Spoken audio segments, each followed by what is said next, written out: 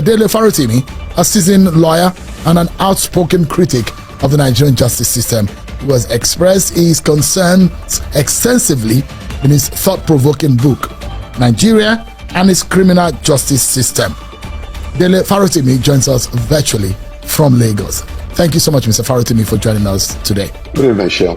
Thank you very much for having me. Thank you so much. I was reading your book with some kind of trepidation, and I was wondering, it was as if I was reading it in a public space. So I was looking around over my shoulder whether or not anybody could hear me or see what I'm reading, because the fear we have about the Nigerian judiciary, it does look like you're so frustrated, you're so angry. From the very first, in your preface to your introduction, you establish your disgust at some of what you have described as a rot in the Nigerian judiciary. Let me start by asking you, the change that we see in leadership between Justice Kayode Ariwoola and Justice Kekere Ekun, how fundamental do you think this change is? When you ask with the pedigree of Justice Kekere Ekun, I had to laugh, because it's as if the change of name would suggest a change of some change of guard, as if some paradigm has shifted simply because we moved from an Ariwoola to a Kekere Ekun. The fact of the matter is that she's a member of the Nigerian judiciary. She's at the apex right now.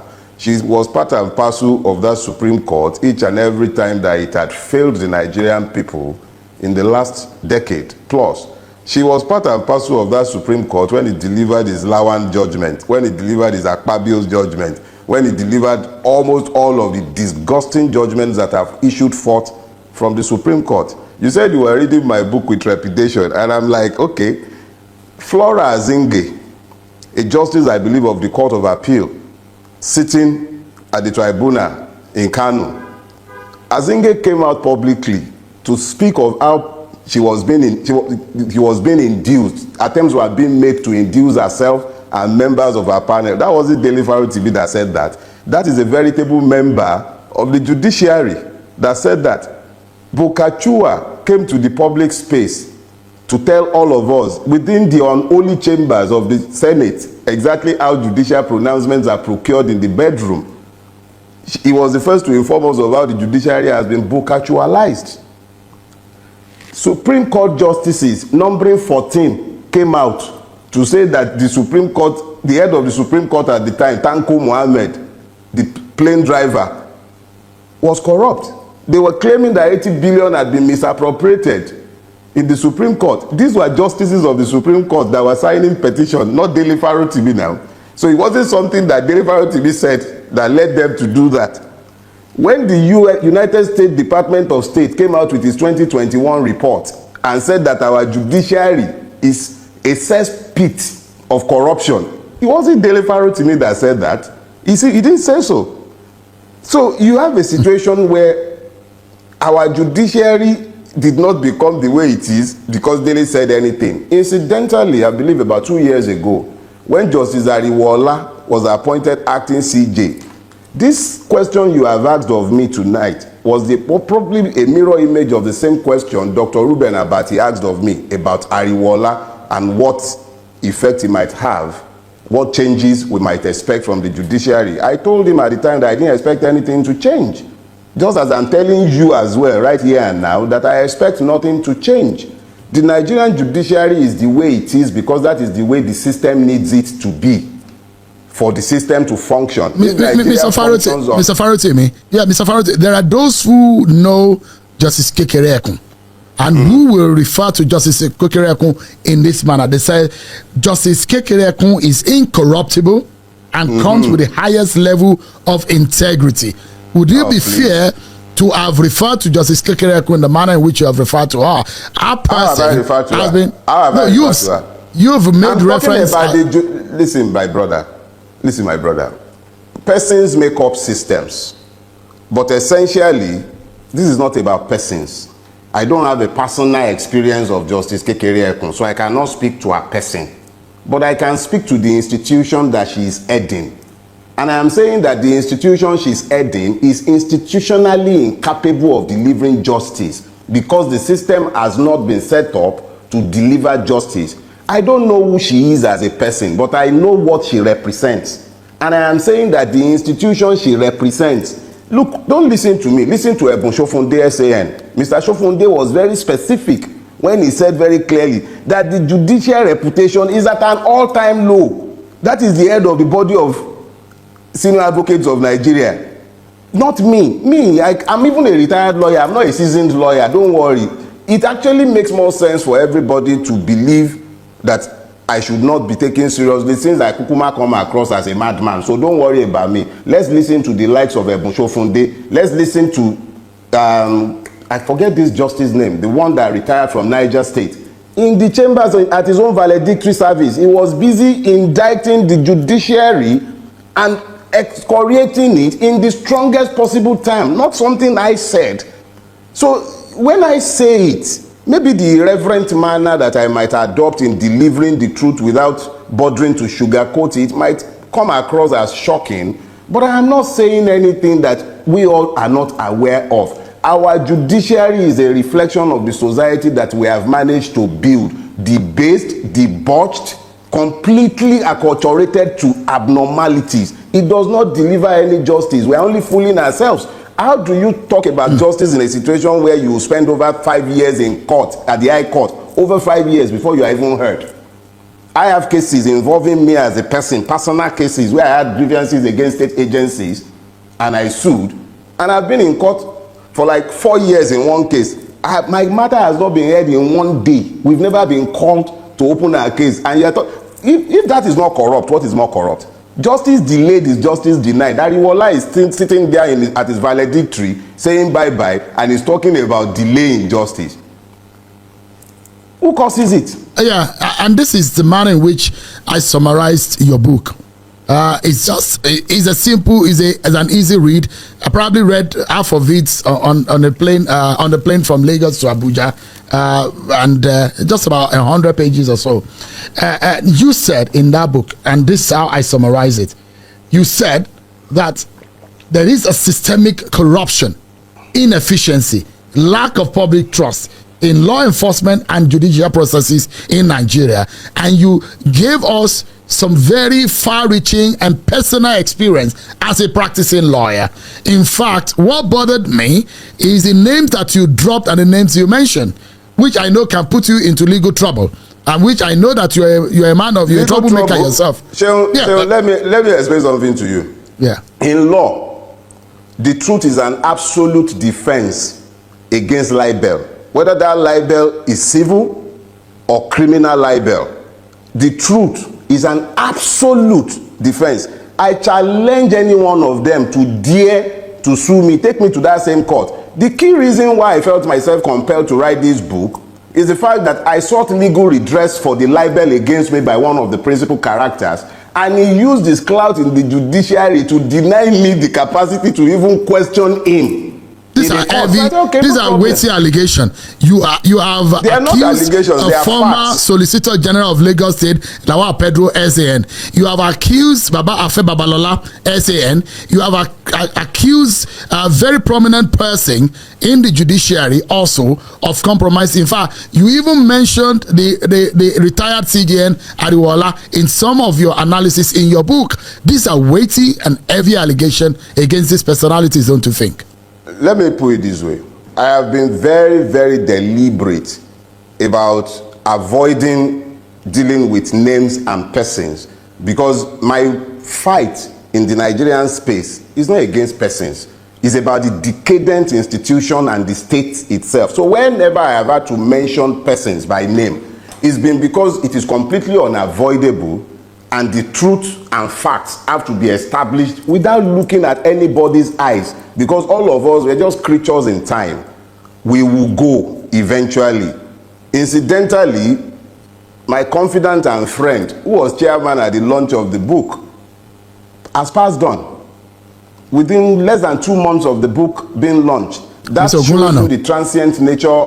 Yes, it shows you the transient nature of the life that we live. So if I say because I'm afraid of what a human being would do to me, or I'm afraid of how my professional colleagues or people might look at me when I have spoken the truth, what of when I'm dead? What happens then? So whilst I'm here, alive and well, and able to speak the truth that I've experienced and has been given to me to speak, it is not for me to look at the eyes of Uche, me, Woju Uche, whoever know like him. They are the legal gurus now. They know the road to court. I have every confidence in the capacity of the truth, both as a shield and as a sword. Every confidence. And having said that, I say this knowing that I have told the truth. The facts are inside the courtroom records, notoriously. So if people are not happy with what I have said, that's their problem. But it's not about their person, it's about the situation, the system that has allowed such levels of abuse. It is the system, not the persons. Persons will live and they will die. I will go one day just as each and every one of the persons I mentioned.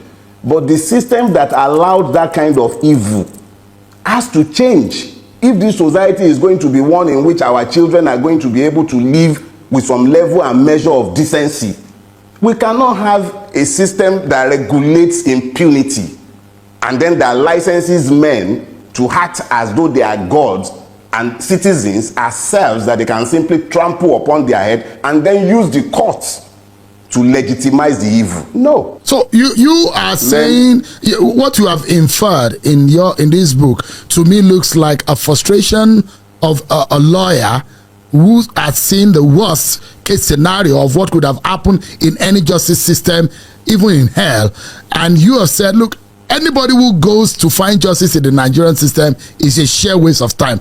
Does that represent your position after all said and done? To a very large extent, you are correct, but I need to, because there are nuances to these things as well. Number one, it would be disingenuous of me to suggest that it is the evils that I saw in the system that led me to walk away from legal practice. That will not be true.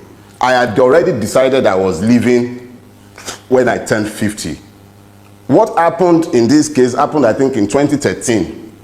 So it's a story that took, 2012, 2013 is a story that took almost 12 years to write.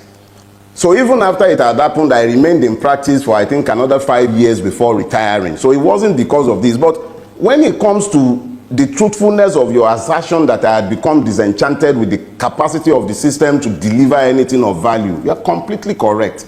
It had become clear to me that the Nigerian judicial system is completely unfit for purpose. Look, United Nations Office for Drug and Crimes was very clear in his indictment of the Nigerian judicial system. He says it is corrupt, horribly corrupt. That is not me.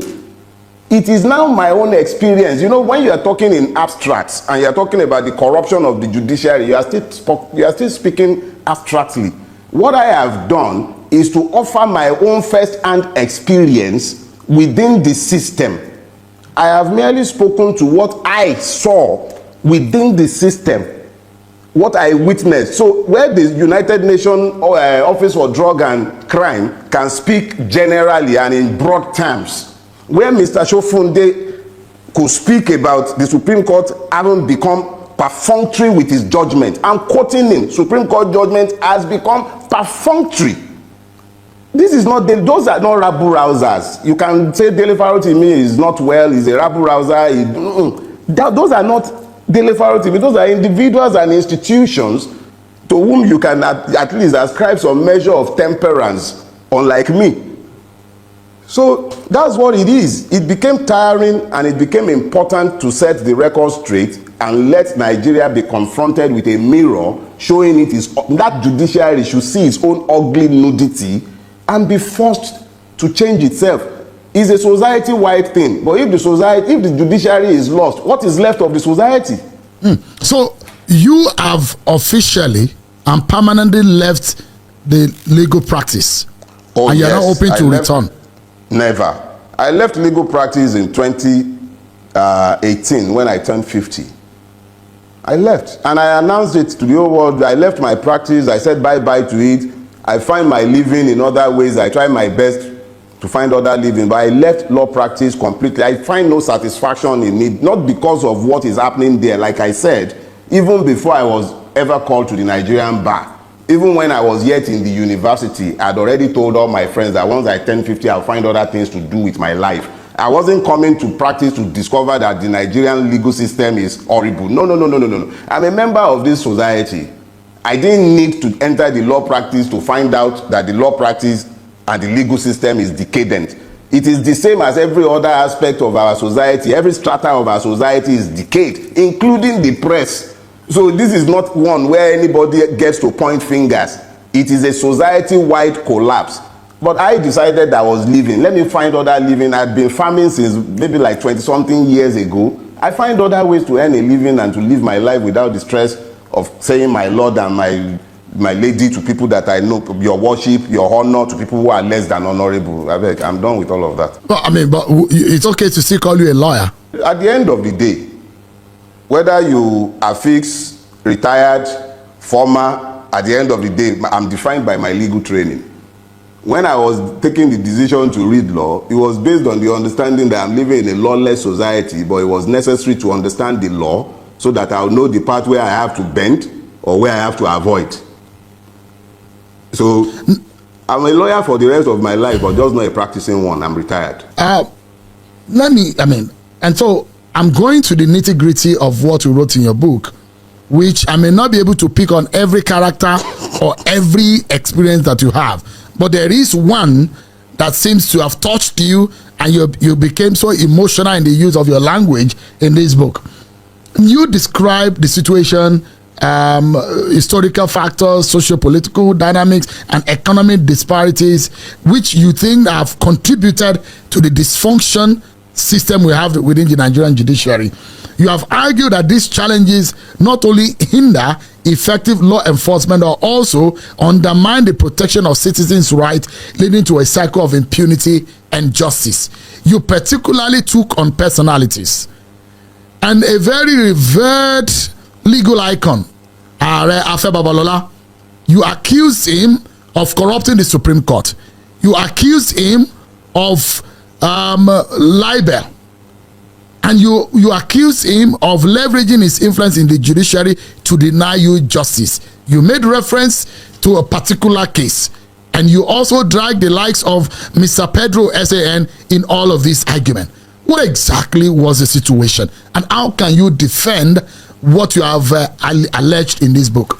Like I have strived to explain, I am dealing with institutions and principalities within institutions. That I have had to deal with persons is, by the way, they are collateral to my preoccupation. Now, anything I have said in relation to any one of them, I am perfectly happy to defend myself before any court of law, anywhere in the world. And the fact of the truth that I have told, they are all in the public space, they are in the public record, they are before the courts. I have not written this book to scandalize or to make money. In actual fact, every kobo derived from this book already pledged and donated to a foundation for autistic children. This is not for gain, but the truth is the truth is the truth, and it must be told without caring about names or reputations. If I have lied against persons, they are lawyers. As you said, Baba is the legal igu in Nigeria. They are the ones who planted the judiciary that we have today. And I know and they know what they did in the case under reference. And the facts of what they did, the malfeasance, is before the courts. They can't even, I don't even have to produce a single piece of paper. Everything is in the public space. But it seems that person so revered as Are Afe Babalola, yes, it looks that you are impugning that image, that reputation built over the years. And I'm asking you to substantiate. Tell Nigerians on this platform what exactly was the case. How did he deny you justice through the system? Sheon, Mr. Farotimi, I wrote a book deliberately setting out the facts. I have also been very deliberate in my presentation and speaking about the book since I wrote it, to make sure that nobody is able to say that I have written the book with the intention of scandalizing persons. When I said Are Afe Babalola denied me justice, I laid out the substance of my allegation in the book that I have written. if I begin to deal with the nuts and bolts of it on your podcast or in the press, that's why you've never seen me tweet any part of the allegation or speak about it publicly. I've put it in a book. That is deliberate. It will outlive me and them. It is not beer parlor talk. It is me putting my words in writing. It is indelible. Nobody can touch it again. Before that book was written, my major prayer was that Ariafe Babalola should live to read that book, or at least have somebody read it to him, or at least have somebody tell him about it so that he's able to rebut, and nobody is going to turn around later on and claim that, why didn't you say this when he was alive? In actual fact, that was why I sued him in his lifetime, so that there will be a record that I challenged him with the fact when he was alive. And thanks to God, the God who has given all of us life, he has preserved him as he has preserved me. Ariafe Babalola is alive and well. He is well able to challenge the facts as I have laid them out. So when I say that he denied me justice, even you who has read the book, let me just say this. How do you explain that the person who was the chairperson at my wedding was the judge, the chairperson at my wedding, who has not talked to me and has kept at distance and been very malicious towards me since 2003? She has never had a word to say to me. That was the person, my very first employer as a lawyer. That was the judge that the case was assigned to. My case against Ariafe Babalola was assigned to that judge. And you think that you couldn't have gotten justice? How could I possibly have gotten justice from a judge who hadn't spoken to me, who was chairperson at my wedding, who was the first person to ever employ me? One will imagine that kind of person would be in your favor, not against you. Oh, I didn't need anyone to be in my favor. But as I said in the book, the moment the case was assigned to her, I called the former head of chambers and told him, see, they've assigned my case to this woman. If I write a letter demanding that the case be removed, it will be construed as me being malicious. I'll leave it, since she's not the substantive judge. She's meant to be the I can't remember what they call those things. When you file a case, first it goes to a judge before it goes to trial. She was just meant to just take the preliminary issues. But she killed the case before it even went. That's another story, and it's been told. See, justice must not only be done, it must be seen to have been done. She adjourned to rule on a preliminary objection. We wrote 2 letters to the court to find out when the ruling will be delivered, and copied her first chamber.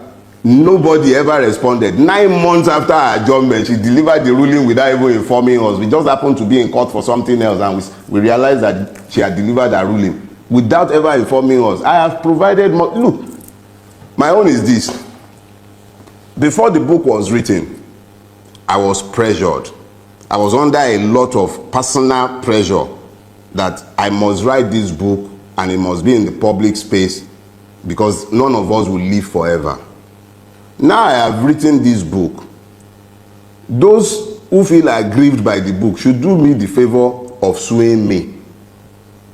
I have not whispered in a beer parlor. I did not talk in some back room somewhere. I have written a book. It is in the public domain. If they are aggrieved, let them go to court. Maybe everybody, they tell us in Nigeria, go to court. Okay, so me, I'm saying to them as well, go to court. But you have not still told me on this platform, and perhaps a lot of my audiences who have not read the book, what did Ariafe Babalola do to you? You are making this sound like some personal grievance between myself and Ariafe Babalola. I'm saying it is not personal. I'm saying that Ariafe Babalola corrupted the judiciary. And in corrupting the judiciary, it came across my practice. When I came across it, I challenged it as a lawyer, and I fought it to the point where he could not enjoy the fruit of his exertion in the Supreme Court. In writing the letter that he wrote to the then Chief Justice of Lagos State, Ayomide Philip, he libeled me. He suggested that I should be derobed, that what I had done was deserving of sanction, and I should have been struck off the bar. And when I saw this, knowing what I already knew of what he did, I wrote a letter asking that he should withdraw that letter that he had written that was libelous of me. And he declined. Arrogantly so, he declined. And I sued him for libel. And when I sued for libel, the machines of corruption went into overdrive, and a case that should never have been killed at the preliminary stage was killed. Everything about the case, the judge to whom it was assigned, the manner of the handling of the case, 9 months after it was adjourned for ruling, 9 months, the procedures are clear, it shouldn't be longer than 3 months, 9 months, without informing us, in spite of the fact that we had written 2 letters to request to be told when the ruling will be delivered. So, and then the ruling went as far as to say that, look, Senu, there are some things that should not be reduced to person. This has nothing to do with persons. If Areafe Babalola was the only person who is licensed to enjoy that level of impunity, that's different. It's not about him. It's a system-wide problem. You simply can't get justice from the system. When I spoke about him and the others, they are merely as examples. He has nothing to do with persons. I don't know him as a person beyond what I have described. I think I've only ever set my eye on him once in my entire life. I described it in the book. It was at Heathrow Terminal 5. That was the only time I ever saw him in my life, and it was before this occurrence. So it's nothing personal. But if persons have perpetrated evil and they have reinforced it and built a system that is as patently evil as the one in which we are living, it becomes the duty of the conscious. If you are conscious of that evil, you must speak against it. If you don't speak against it, you are helping to normalize it. So when the United Nations is speaking about corruption in the Nigerian system, when a judge is appointing his son, his daughter-in-law, when the entire system becomes as prebendal as it has become, it becomes easy for persons to influence things within the system to the detriment of those who should be citizens. So I'm not speaking about persons. I love to speak about persons. But when I am compelled to speak about persons in relation to their impact on the system and as types, I have no choice. I have no choice. It is whether what I have said is the truth or not. That should be what counts. It's not about the person. I don't care about names. I don't care about whether the person is 100 years old or 10 years old. It is about what level of respect have you earned. What is the value of the life you have lived? Do you think that there is some kind of cultic arrangement within the legal profession that drags the judiciary by the jugular, such that there are some persons within the legal profession that get justice the way they want? Because in some of your explanation, it does look like there is a class of lawyers or a class of persons within the Nigerian legal practice that gets whatever they want in the courtrooms. The Nigerian judiciary is not different from any other aspect of our society. What you find is that, okay, look at Ariwola, for instance. A man is the Chief Justice of the Federation. He makes his son a judge of the Federal High Court. He makes his daughter-in-law a judge of the Federal Court of Federal Capital Territory. He makes his brother auditor of the Nigerian Judicial Council. Another family member became a judge of the Court of Appeal. When you have these egregious abuses of the Judicial Code of Conduct, when they have more or less turned judicial appointment into a family inheritance, when it is the girlfriends and wives of politicians that become judges and justices, what you find is a replication of what you have in the police, in the custom, and in every other aspect of our society. So it is not as if there is a special cult in the judiciary or at the bar. No, not necessarily. It's the same Nigerian factor of not holding people responsible for their actions, of a system that is not designed to enforce the rule of law, It is that same system that you are seeing at work in the judiciary. It is just that its effect on the judiciary is by far more ruinous than everywhere else, because the illusion of justice